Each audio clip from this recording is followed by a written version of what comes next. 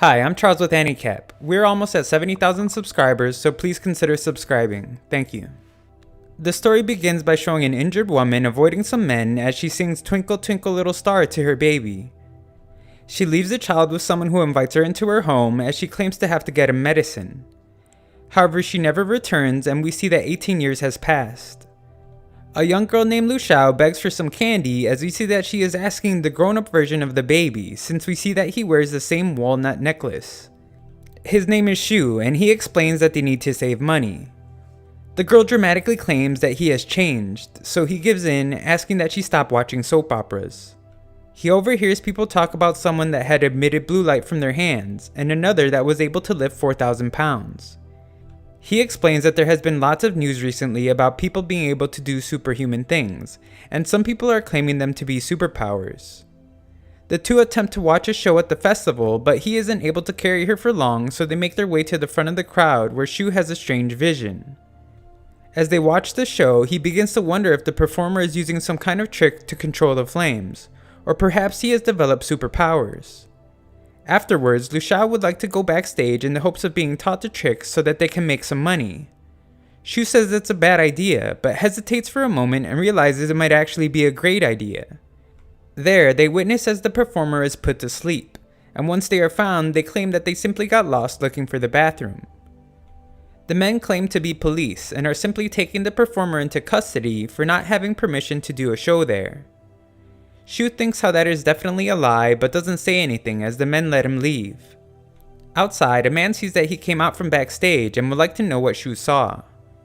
However, Shu doesn't like the stranger and just ignores him. He then thinks to himself how it seemed as if the performer had been using his superpowers in his show and predicts that the men might be going around capturing those with powers. Lu Xiao keeps using his name and Shu says to call him brother, but she refuses, reminding him that they are not blood related. He threatens to leave her at the orphanage, but she says to do it, since she will find her way back to him anyway. Shu asks what she would do if there were super strong people in the world, and she says she would just become stronger. She believes Shu to be weak, but says it's okay as she will protect him and all he will have to do is cook. Later, Lu Xiao watches the news that shows people young and old doing superhuman things, and questions if it's magic or the awakening of the human body. Shu will have to go to the store to get more noodles, but Lu Xiao says his food never has flavor and would rather eat the walnut around his neck. He says to not even think about it, and she again exclaims that he has changed. On his way to the store, he has memories of how Lu Xiao had always been by his side growing up. As he crosses the street, he is struck by a vehicle and lies on the ground as he loses consciousness. However, in that moment, something supernatural occurs. His walnut is destroyed, emitting a light that courses through his body. He wakes up having no damage and feeling no pain, making him wonder if he has developed powers, but puts that thought aside as he wants to take that opportunity to make the driver pay. However, the man runs away as he believes Shu to be a ghost. He buys some flavored instant noodles for Lu Xiao and runs home. His encounters with people after the accident now show numbers above their head, but he ignores them. He explains to Lu Xiao that he was hit by a car but is fine, and she concludes that Shu must have killed the driver. He inspects his body to find a strange marking when a user interface appears before him. It displays several names of people he doesn't know with balances next to them. He then realizes that he had scared the people earlier and that their negative emotions become his points. He believes to have awakened his powers and become the Demon King, since the more negative emotions, the stronger he becomes. He uses his balance to gamble but loses several times. He finally manages to win one turn and only receives an apple in return. However, after eating it, he realizes it gives him a really good feeling. He gambles away his remaining balance but manages to win his final turn. He receives the lyrics to Twinkle Twinkle Little Star that has been altered a bit. After singing the song, he sees that he has been taken to a star system, so he yells to Lu Xiao if she saw him fly out the window. She says no and that he is stupid, making him realize he must still be home. Lu Xiao needs to know what to put on the noodles, so he tells her to put onions, which annoys her a bit, and makes him realize he can get points off of her. Later, the two watch soap operas together when the news reveals a fire nearby. Shu goes to see it from the roof and finds the strange men from before. The men find him and question what he is doing. Shu luckily had found a basket of radishes and tell the men he was up there collecting them. One of the men says that he didn't notice any fluctuations in Shu's heart rate and they let him go. He wants to explain everything to Lashao but is interrupted by someone falling off the roof. She has several negative feelings for not being able to go investigate with him and follows him anyway. The man is the performer from earlier and Shu wonders if he had caused the fire. He speaks poorly of the man and the numbers reveal that the man is only pretending to be unconscious. Shu wants more points, so he says that they should leave the performer's body there and it is not their problem. The man begs for water but Shu only offers snow. He continues to antagonize the man, so the performer tries to burn Shu. However, all his attempts are unsuccessful and claims that he was just joking. He leaves and Shu explains that he has awakened his powers, but Lashao doesn't believe it and says it wouldn't matter anyway since his body is so weak. Later, Shu realizes the user interface also has a shop, and he buys a celestial fruit. After eating it, he arrives at the star system again where he sees a second star become illuminated. He returns to find that he now has supernatural strength. He goes back to the living room and Lashao teases him for missing a school event, but he explains it's because they have no money. He needs to pay for food and for schooling. He teases one of his friends over messaging and finds that he can earn points that way as well. Lashao brings some eggs that they will be able to sell the next day, and Shu praises her for a job well done, but asks about her homework to farm some more points. The next day, Shu sells the food alone as Lashao has a cold. His stand is near his school and some of his classmates ignore him out of embarrassment. A rude classmate named Lee tries to humiliate Shu, but he is unbothered. Shu manages to trick him into buying all the rest of his eggs while also getting lots of points off of him. The guy has no cash, but a popular girl named Chao lends him some. Shu explains how eggs are high in nutritional value and a good brain stimulant as his annoyed classmate leaves. In class, it is revealed that a website has been made specifically about awakened people. It is explained that there are currently 6 ranks that range from F, which are only slightly stronger than ordinary people, to A, who are those that can resonate with heaven and earth. Leveling up slowly by awakening multiple times is also possible. Shu acknowledges that he is currently only level F just as a student barges in, revealing that a classmate has just awakened after arguing with the teacher. Shu follows the commotion that eventually leads him to the roof, passing Chao along the way and noticing that she hides her ability. At the roof, the student warns that nobody approach him, but all Shu can think about is how to collect all the negative emotions. The student believes he won't get in trouble for any wrongdoings because he is too young, but Shu steps up to demonstrate his in-depth knowledge of the law, which shocks everyone and earns him several points. That opportunity is used to capture the student, and a classmate wonders how Shu knew he wouldn't throw the teacher over, but he explains he didn't know. Back in class, it is revealed that everyone will be getting a blood test that can't be avoided. On his way home, Shu sees the same guy he ignored at the festival helping his auntie with some medicine, only to ignore him again. Lashao's fever is getting worse since she tried to wash Shu's clothes, and he attempts to get a celestial fruit in the hopes that it will cure her. He finally manages to win a few, and she is shocked when she eats it. Lashao gets better and wonders what kind of fruit just disappears in your mouth. He gives her some more, and she begins to believe he is awakened, and wonders if fruit growing is his great ability. She explains that she would like to awaken as well, and he promises to find a way. Before he leaves, he mentions her homework a few times to get some points back. The next day, it is explained that there will be a special class set up for the awakened, and they will know who they are because of the blood test.